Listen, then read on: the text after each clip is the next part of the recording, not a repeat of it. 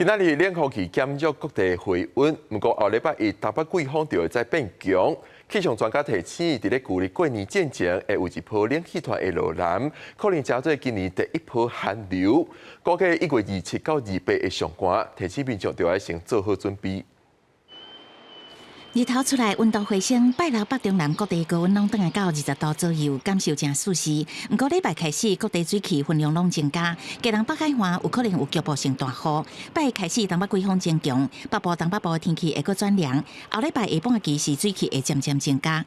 周一、周二天气相对的是比较稳定一些哦，除了气温会有一些变化之外，那周三跟周四、周五水汽是会有一些逐渐增多的情况。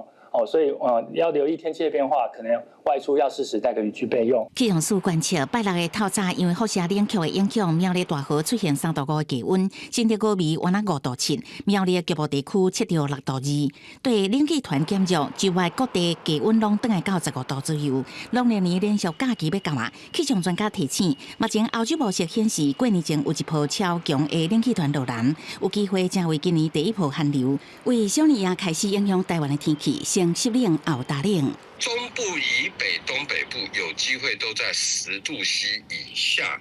那至于南部的话，就在10度上下左右。在1月28号之后，还会再加上辐射冷却的效应。